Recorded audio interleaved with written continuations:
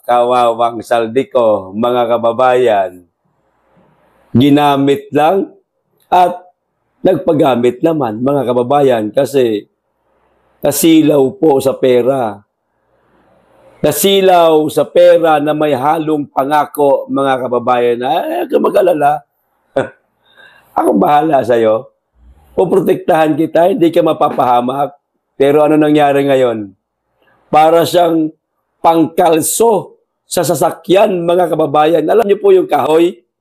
Yung ikakalso po sa sasakyan na nakaparking po sa pababa na portion ng lupa. Kailangan mong kalsuhan yan para hindi umatras o tumakbo yung sasakyan. O ganyan na ganyan po ang ginagawa ngayon kay Saldico, mga kababayan. Pinangkalso para lang mapagtakpan ang dalawa na kinikilala niyang amo. Ayan. Kinikilala niyang amo. Ayan, pasensya na. Nabubulol tayo. Anong ginagawa na ngayon kay Saldico? Di bagay kasama na sa listahan, mga kababayan. Malinaw ho yan, mga kababayan, na laglagan na talaga.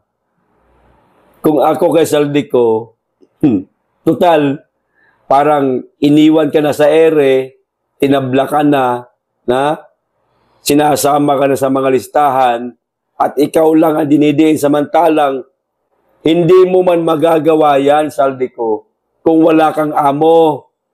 Sino ka man lang, party list ka lang eh. Merong mas mataas sa'yo dyan sa kamera na pwedeng nag-udyok sa'yo, pwedeng,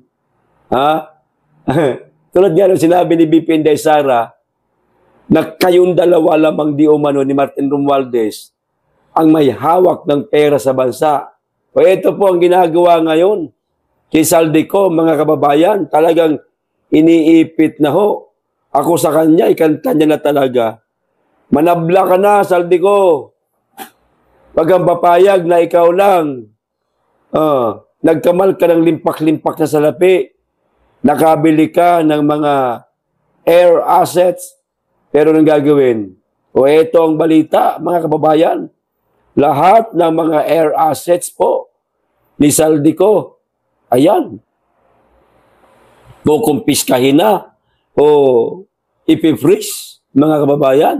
O mga air assets ni Representative Saldico isusumite ng Department of Public Works and Highways o DPWH sa Anti-Money Laundering Council o AMLAC para mag-request ng freeze order. Kita nyo na, mga kababayan. Alam nyo ho ba kung gaano karami ang air assets nitong mama na ito? Mamaya, may papakita ako sa inyong litrato. Ayon sa Civil Aviation Authority of the Philippines o CAAP, umaabot sa halos 5 billion ang kanyang mga air assets. Mga kababayan, mantakin nyo yan. 5 billion lang po sa isang hamak na kongresista lamang. No? Magkakaroon ka ng ganyan karaming air assets. Kung kaya pala ng isang kongresista na bumili ng ganyang karaming air assets, mga kababayan, edi sana lahat ng mga congressman natin, merong ganyan karami. Bakit? Parang pili lang po yata. Parang si Saldico at si itong Martin Romualdez lamang ang nalalaman ng ating mga kababayan o nailantad yung katotohanan na merong mga air assets. Ewan ko lang yung iba dyan. Yung ba? Ayan 3 chopper. Isang jet, mga kababayan. Paano mabibili yan ng isang kongresista laang, mga kababayan? Nakakapagtaka ho. Ngayon, ang ginagawa na, ayan, ipifreeze na siya, ay yung kanyang mga ari-arian. Lahat ng yan, mga kababayan, pinaghirapan niya. Pinaghirapang dukutin. para makabili ng mga air assets. Pero ano nangyari? Oh, yung mga ibinigay sa kanya, yung mga nabili niya, dahil sa ganun sila nung isang mama, si tawag dito, Romualdez, babawiin din po sa kanya. Ang masaklap pa rito, mga kababayan, hindi lang si Saldico ang nasa listahan. Na sa tingin ko lang, mga kababayan, parang double purpose o doble kayod sila ngayon, mga kababayan. Para, una, para malihis ang issue kay Romualdez at kay Marcos tungkol dito sa maanumalyang flood control project na ngayon humantong na sa kung ano-ano, parang nalilihis na ho yung investigasyon, napunta na kay Saldico at pagpipreeze ng kanyang mga ari-arian at kung sino-sino na ang pinagbibintangan. Nawala na po si Romualdez na sana siya unang pwedeng maimbestigahan. Imbestigahan lang. Kahit si Marcos, dapat imbestigahan din. Pero nawala na. Napunta na po dito sa 7. Ayan, mga kababayan. Kanino? Napunta na kay Jinggoy, kay Villanueva, kay dating Senator Revilla. Ayan, si Saldico kasama. At sa mga taga-DPWH, mga kababayan, ito, dating DPWH Yusek Roberto Bernardo, dating Representative Mitch Kahayon, di ba? At kay COA Commissioner Mario Lipana. Ayan.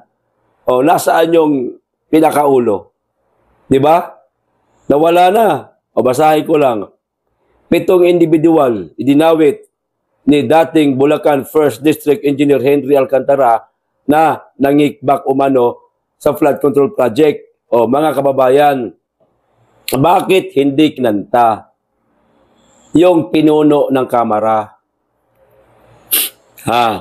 Bakit ito lang? Pagpalagay na natin na itong 7, pagpalagay lang naman natin hindi ko sinisigurado. Ang sigurado dito, yung isa lang, si Saldico. Pagpalagay na lang po natin, mga kababayan, nakasama itong mga to, lahat itong mga nabanggit kanina. Gagalaw ba yan? Nang walang nagmamando sa kanila? Nang walang nag-uutos? Di ba, mga kababayan? Bakit ang lakas ng loob nila na gawin yan? Na gawin itong mga putragis na pagnanakaw sa kabanang bayan? Kung mayroong isang nangunguna, ginagaya lang nila. Halimbawa lang di ko sinasabing nagnakaw si Jinggoy, yung iba pa. Halimbawa lang yun. Dapat unahin natin talaga yung pinakaulo. Kaya sana lang, mga kababayan, itong si Saldico, ikanta niya lahat ng mga nalalaman niya. Kasi maliban sa hindi na siya makakauwi sa ating bansa, dahil kung uuwi man siya, pwede siyang makulong kaagad, di ho ba? At maliban pa sa pagkakakulong, ito na nga, pinipres na yung kanyang mga ari-arian. Kumbaga talagang iniipit siya. Ikanta mo na, Saldico. Baka maging state witness ka pa at bumaba yung inyong sentensya mula sa inyong pagkakasala. Ayan, nagkalaglagan na, mga kababayan. Dapat ilaglag na rin ni Saldico yung pinakaulo. Ito pa isang balita, mga kababayan. Si Chavit Singson. Ayun, binira po si Yusek Ler Castro, mga kababayan. Ito po ang sabi. After ng press con ni Yusek Castro, naglabas ng statement si Sir Chavit sa kanyang Facebook post. Ayan na. Sa lahat ng naging spokesperson ng lahat ng presidente sa kasaysayan ng Pilipinas, ito atang babaeng ito ang pinakawalang kwet ang lumalabas sa bibig.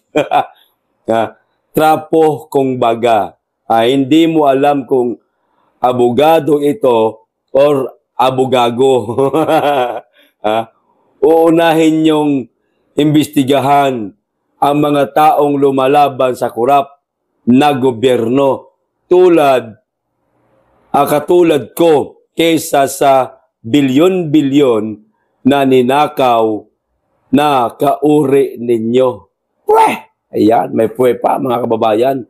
Nakakasuka ang kamangmangan ng taong ito. Agay, siya ang isang sumisira sa pangalan ng amo niya.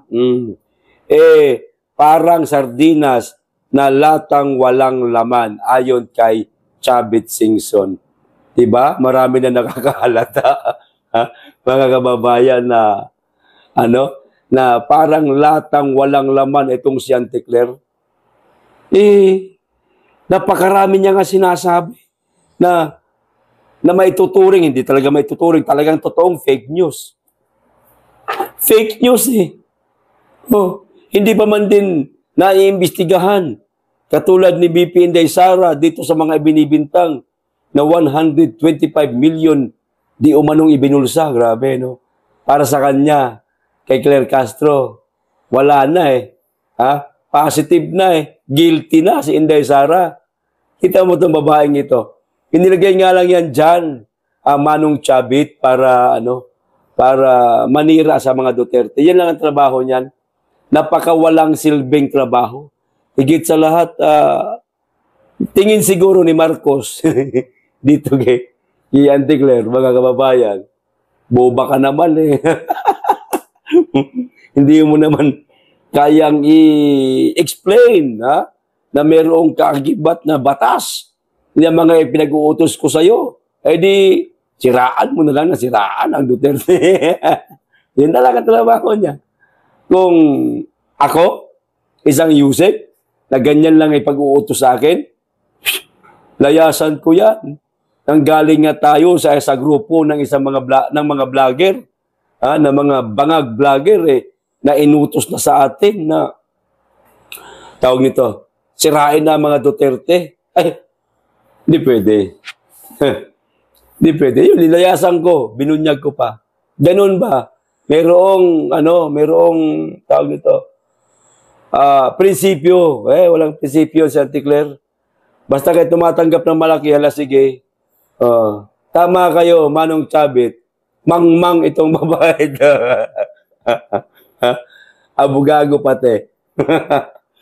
Okay, hanggang dito na po. Maraming salamat. Mag-iingat kayo lagi at higit sa lahat, mahalin natin ang Pilipinas.